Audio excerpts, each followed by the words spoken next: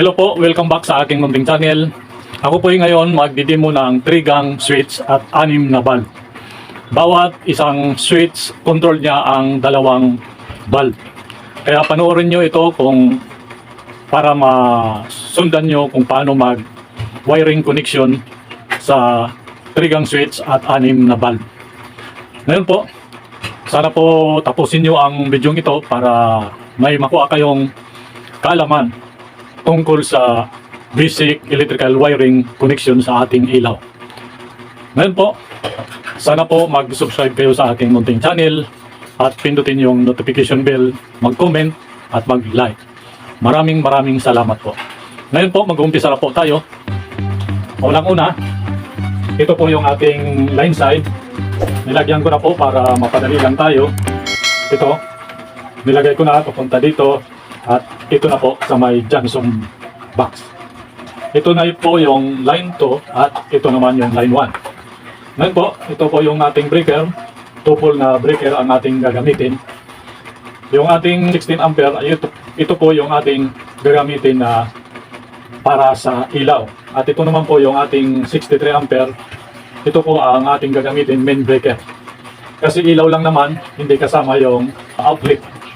Ngayon po, mag-umpisa na po tayo at ipapakita ko po sa inyo kung paano maglagay dito sa plate. Ito po. Unang-una, unahin nyo sa taas, lagay nyo sa butas. Yan. Tapos, ipos nyo dito sa baba. Yan. Ganyan lang ang paglagay ng switch sa kanyang plate. Tatlo po ito kasi sabi ko nga 3-gang switch ang ating i-install. Ngayon, ilagay ko naman itong pangalawa. Yan, tulad ng dati. Pause. Yan. Ito naman po yung pangatlo.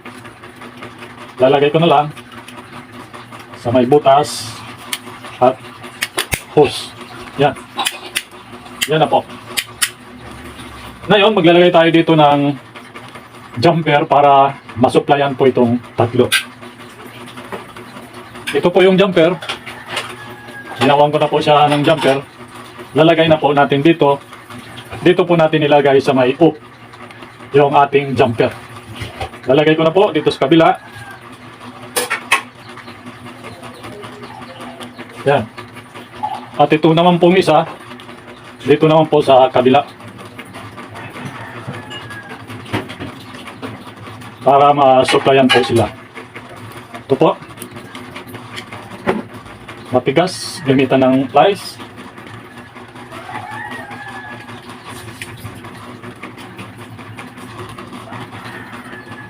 Yan, pag matigas, gamitan ng plies.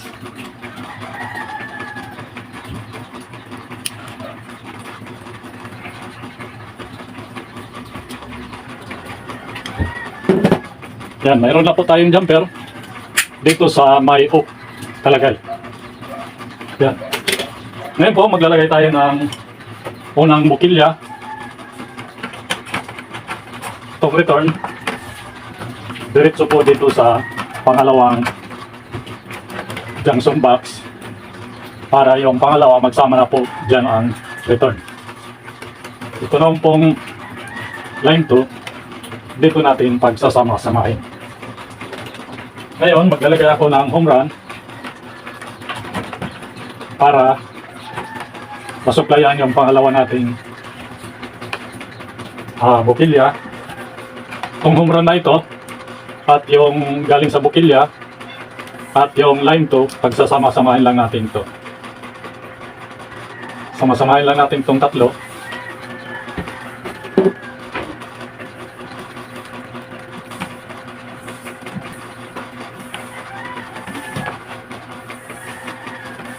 Line 2 muna ang ating unahin para masundan nyo step by step ang ating pag-wiring connection. Ako po binabaluktot ko po ito para hindi po matalim dito. Yan po, lagyan natin ng electrical tape. Sabi ko nga kung ano kakapal ng insulator ng wire, ganun din kakapal na electrical tape ang inyong ilalagay. Ako po, for demo purposes lang po, manipis lang po ang aking ilalagay na electrical tape. Yan, tapos na tayo sa unang bukilya. Ngayon po, ilagay na natin yung pangalawang bukilya. Yan. Tapos, maglalagay ako ng home run at itong tatlong ito pagsasama-samahin din natin.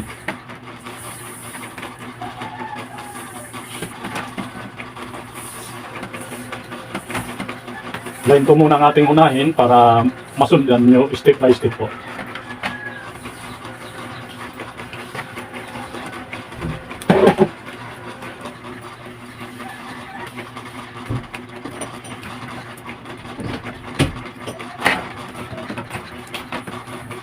Yan. Tapos na tayo sa pangalawa, lagay na naman natin yung pangatlong bukilya. Yan. At lalagay na natin yung pang-apat nating bukilya.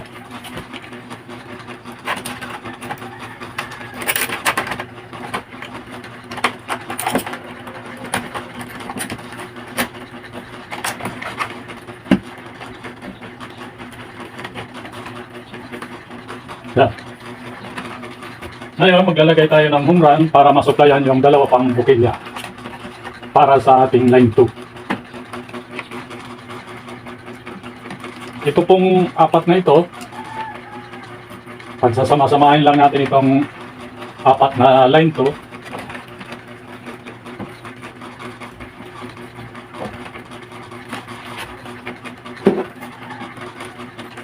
Itong apat na line 2 yung galing dito at saka sa dalawang bukilya at saka yung ating home run. Para magkaroon na po sila ng supply.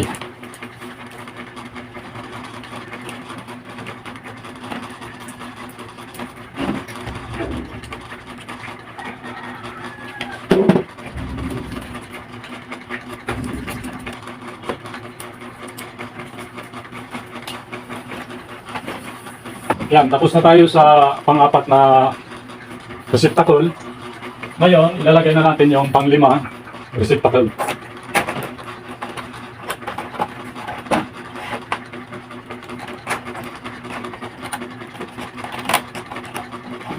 Yan. At yung pang-anim nating receptacle, ilalagay na rin natin para magsama-sama na po sila dito.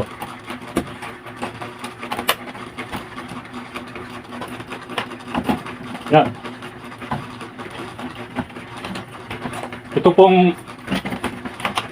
Ito pong tatlo, galing ditong line 2 sa dalawang receptacle at saka yung home run natin. Pagsama-samahin din natin yan. Pagsamahin lang natin itong tatlo para ma-supplyan na po yung dalawang bukilya.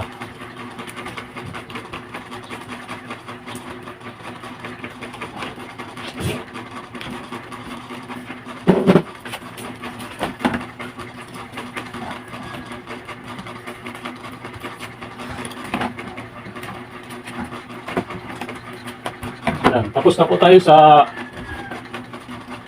line 2. Ngayon po, i-fix na natin din itong mga bukilya para hindi po magulo tingnan.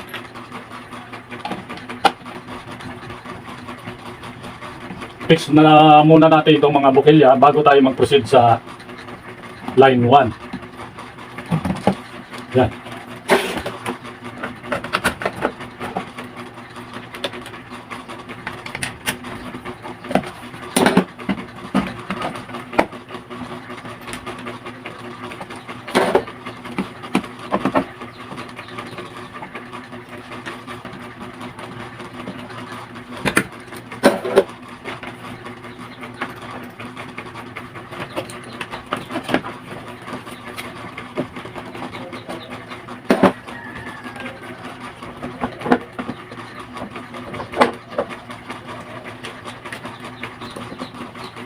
Yan. Tapos na tayo maglagay ng mga bukilya para hindi po makasagabal dito sa ating pag-wiring. Ngayon po, magpo-proceed na po tayo dito sa line 1. Ngayon po, maglalagay tayo ng wire papunta dyan sa ating 3-gang switch para sa ating line 1. Dito po natin ilalagay yung line 1. Ngayon, yung line 1 at saka yung papuntang 3-gang switch natin, itong dalawa, pagsamahin lang natin ito.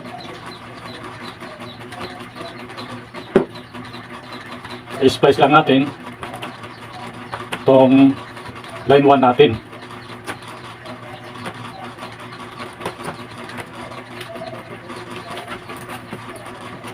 Po binabaluktot ko po ito para hindi po matalim dito.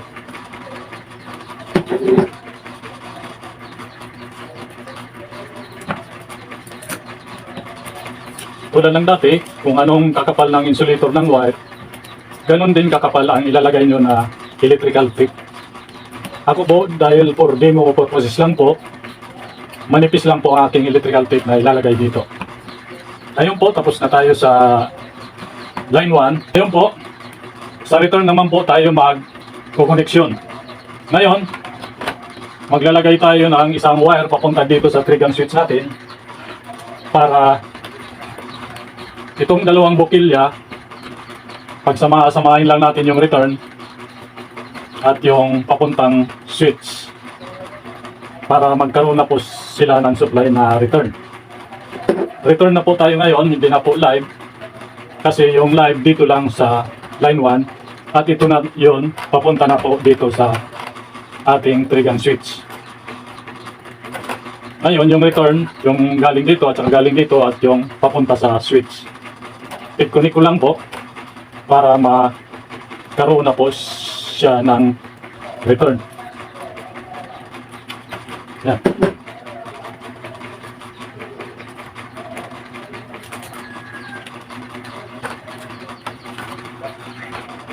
Yan, may supply na pong return ito. At dito naman po sa dalawang return ang ating i-connect. Ngayon, maglalagay ako ng wire papuntang switch para sa ating return dito sa dalawang bulb natin. Ngayon itong tatlo, pagsama-samahin lang natin para magkaroon na po siya ng supply.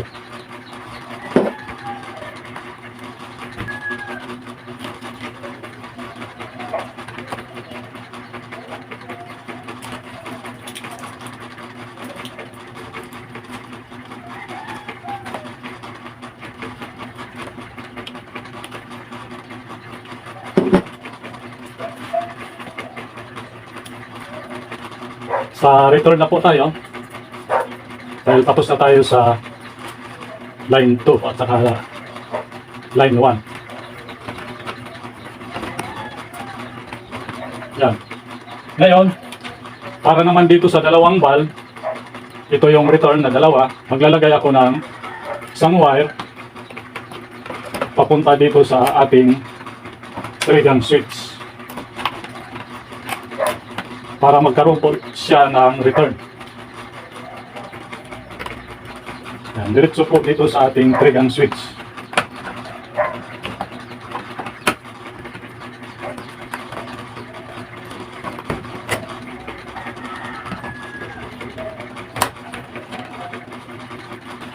Yan, itong tatlong ito, pagsama-samahin din natin para magkaroon na po siya ng return. Itong dalawang bukilyang ito.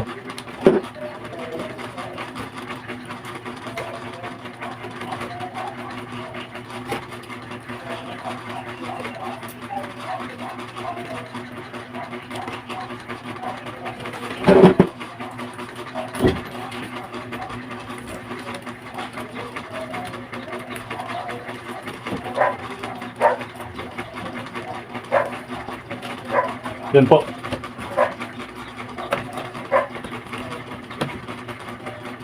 Yan, tapos na tayo sa line 1. Papunta na dito sa ating 3-gang switch. Dito natin ilalagay at saka yung mga return. Yung mga return, ito na po, tatlo. Para sa dalawang bukilya at saka ito at saka dito. May return na po sila.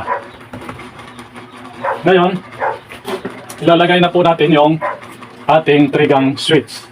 Sabi ko nga, ang install natin ngayon, isang 3-gang switch at 6 na bulb.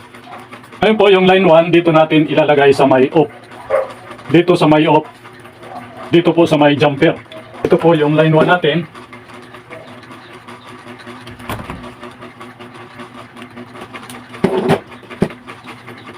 Ngayon, ito po yung line 1 natin. Ilalagay ko na po dito sa may off. Sa may jumper. Yan, lagay ko na po yung ating line 1 galing dito. Ngayon, yung ating unang return galing dito sa dalawang bukilya, ito po. Ngayon, ilalagay natin sa may on. Dito po sa may on. Yung dalawang bukilya, dito po natin ilalagay sa unang switch. Ito po yung return. Dito po sa may on. Ilalagay. Para sa ating dalawang bukilya. At ito naman po yung para sa ating dalawang bukilya na return. Dito po natin ilalagay sa may on, sa pangalawang switch. Lalagay ko na po. Yan. At ito naman po yung ating pangatlong return, yung galing dito sa dalawang bukilya. Dito po sa pangatlong switch natin ilalagay. Yan. Kalagay na po. Ipipix na po natin.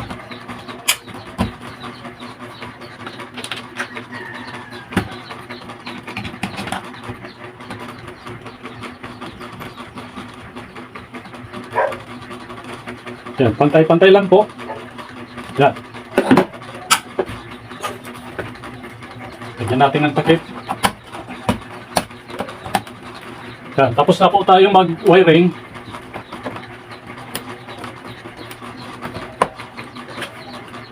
Tulad ng dati, ay i-circuit test muna natin para malaman natin kung okay ba yung ating wiring connection. Isisit lang natin sa times 10 o di kaya times 1. Isi-circuit test lang natin. Yan, yung multi-tester ko, functional naman, may indicator pa siya. Pag nilagay ko dito sa line 2 at saka line 1, pag pumalo po siya, ibig sabihin may mali sa ating connection. Pag hindi po siya pumalo, ibig sabihin goods po yung ating connection. Ngayon po, ilalagay ko na po dito sa line 2. I-shortage ko muna. Yan, functional naman yung multi-tester natin. Shortage ko muna. Ngayon, ilalagay ko na po sa line 1. Yan, hindi po siya pumalo. Kahit i-switch natin, hindi po siya pumalo. Ibig sabihin, okay po yung ating wiring connection.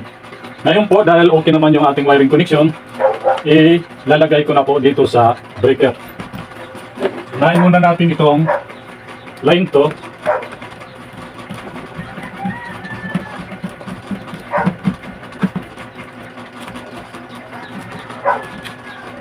Yan, ligpit lang. At ito naman po yung line 1.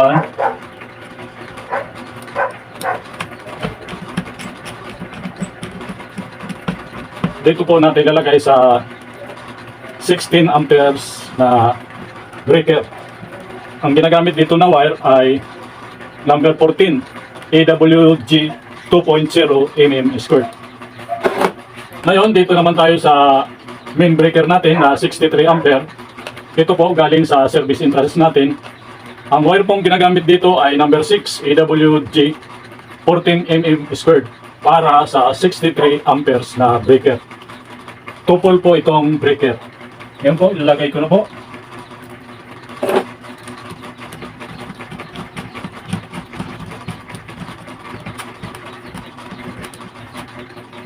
Ako po, for demo purposes lang po, yung wire na ginagamit ko ay maliit lang. Dahil for demo purposes lang po. Pero pag sa actual po, dapat number 6, standard po yon, number 6 AWG 14 mm². Ito po yung ating line 1, galing sa service entrance. Kakabit ko na po.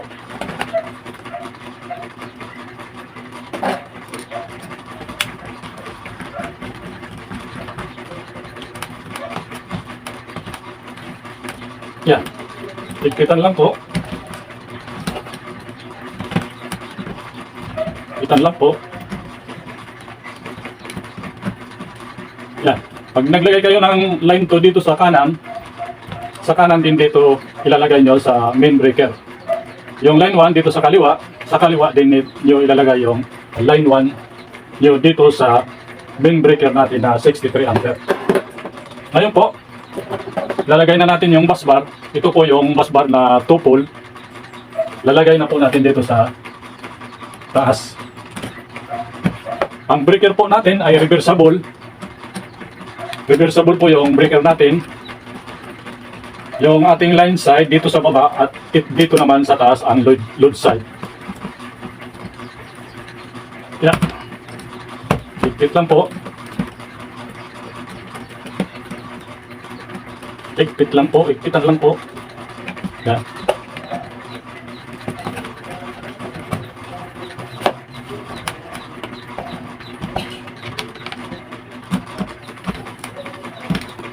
Yan, mahigpit na.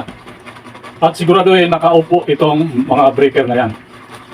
Ngayon po, dahil tapos na tayo maglagay ng bus bar, yung mga valve naman natin ang ilalagay.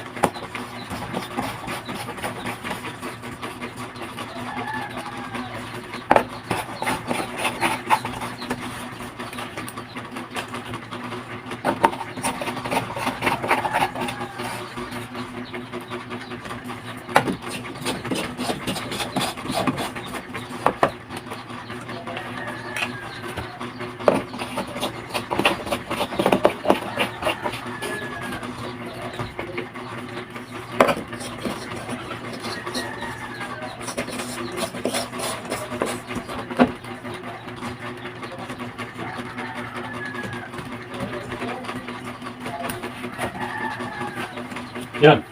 Tapos na po tayo maglagay ng valve. Ngayon po, ipa-power on ko na. Lalagyan ko na ng supply. Para malaman natin kung okay ba yung ating pag-wiring connection ng 3-gang switch at 6 na valve. I-on ko na po. Yan. Naka-on na po. May supply na po tayo dyan. Ngayon po, maglagay kayo ng gloves pag naka-power on na. At ngayon susukatin natin kung mayroon bang pumasok dito na power o di kaya supply. Sukatin natin dito sa multitester. Ngayon dahil nasa ohms tayo, huwag kalimutan i-set sa 250 AC volts. Kasi kung hindi nyo na-set sa 250, makalimutan nyo, masisira po yung multitester ninyo. Kaya dapat naka-set sa 250 AC volts. Ngayon, dahil naka-set na po, susukatin na po natin kung ilan bang masusukat dito sa multitester natin. Yan. 225 volts. Ngayon po dito sa digital tester, select lang sa AC at yung selector sa volts. Tingnan natin dito kung ilan bang masusukat na voltahe dito sa ating digital tester. Ngayon nakasit na sa AC at nakaselect sa volts. Susukatin na po natin. Yan. 216.8 216.8. Yan, ibig sabihin may supply na po tayo. At susubukan na natin kung gagana ba ang ating ginawa. Ngayon, unahin ko yung main breaker natin na 63 ampere. Yun ko na po. At itong para sa ating ilaw na 16 ampere na breaker. Yan. Ngayon po, pag inon ko po itong unang switch natin, dapat umilaw po ito. Pag itong pangalawang switch, dapat umilaw po itong dalawa. Pag itong pangatlo naman na switch, dapat itong dalawa, siya ang iilaw. Ngayon, subukan na po natin. Yan, umilaw po. At dito naman po, dapat umilaw siya, itong dalawa, pag ito ang inon ko. Yan. Umilaw po. Ngayon po, yung ating pangatlong switch, dapat ito po ang umilaw. Yan. Ngayon po, i-off ko po dito sa breaker natin. Yan, nag-off po. I-on ko po. At i-off ko po dito sa main breaker natin. Yan. Doon ko po ulit. Yan. Umilaw po. Okay po yung ating ginawa. Ngayon po, lagyan natin ng tape. Ganyan lang po ang wiring connection ng 3-gang switch at saka 6 na bulb. Yan. Ulitin natin. On, off, on, off, off, on, off, off, on, off, on. Dahil okay naman yung ating ginawa. Yan. At dito sa main breaker natin. Tapos na po tayo. Ganyan lang po mag-wiring connection ng 3-gang switch at saka 6 na bulb. Sana po tinapos nyo ang demonstration na ito para makuha nyo ng kaalaman o di kaya idea para sa ating 3-gang switch at saka 6 na bulb. Maraming salamat po sa inyong panunood at sana po mag-subscribe po kayo sa ating munting channel at mag-like, mag-comments at pindutin yung notification bell para updated po kayo sa ating mga susunod na i-upload. Marami na po akong mga in-upload, sana po panoorin nyo. Marami po kayong makukuhang kaalaman tungkol po sa basic electrical wiring connection sa ating ilaw, outlet at saka SPO at pag-install ng breaker sa panel box. Maraming salamat po. Sana po pagpalain tayo ng may kapal. Maraming salamat po. Thank you.